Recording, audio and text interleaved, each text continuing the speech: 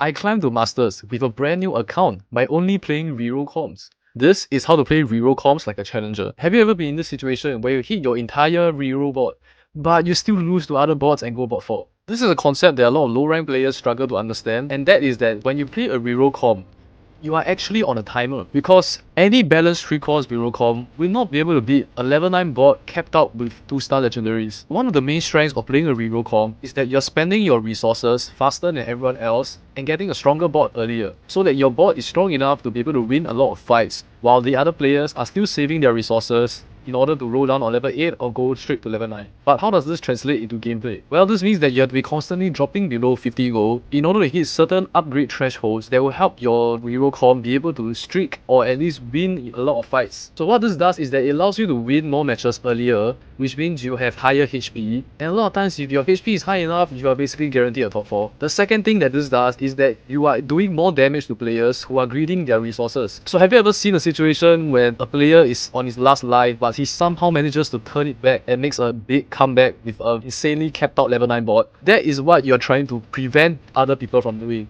And having a strong early game board and beating all these players, doing more damage to them, it can be the difference maker between whether this guy goes 8 or wins out the whole entire lobby. You're not buying it? Well, here is an example of a Jinx reroll game that I played, where I hit my Jinx tree very late, and even though I had a very strong board, I still got a 5th out of it. So in this game, I only hit Jinx tree on stage 6, which is super late. So when the game ended, you can see that everybody was in single digit health. So what this means, if I have won one more match against them in the previous stages, they would have been dead. They will not have been able to hit their 2-star carries and stabilize and get the win out board. If I hit my Jinx tree earlier and won at least one more fight against these guys, not only will I have higher HP so that I'm guaranteed a top 4, most of them will have probably died before they could hit their capped out board, and I would have gotten the first place. Now I'll go through the standard plan that you want to follow when you're playing a 2-course reroll and a 3-course reroll. So for 2-course reroll, you want to be able to hit level 6 on stage 3-2 and roll down for your 2-course carry or your 2-course tank in order to try and streak for stage 3. By stage 4-2, I should be hitting my 3-star 2-course, and I'll roll it down to 0 to try and hit as fast as I can. Unless I'm so far away that it's not possible, then I'll save my goal for stage 4-5. For a 3-course reroll, you want to be able to hit level 7 on stage 3-5 and roll for your 3-course carry and tanks. You want to roll down and at least hit a decent board that can allow you to win stage 3-5 and 3-6. On stage 4-1, if I've yet to hit my 2-star 3-course carries, I'll just roll it down in order to hit my 2-stars. Because having a 2-star 3-course carry is very important because you really want to be winning as many stage 4 fights as you can.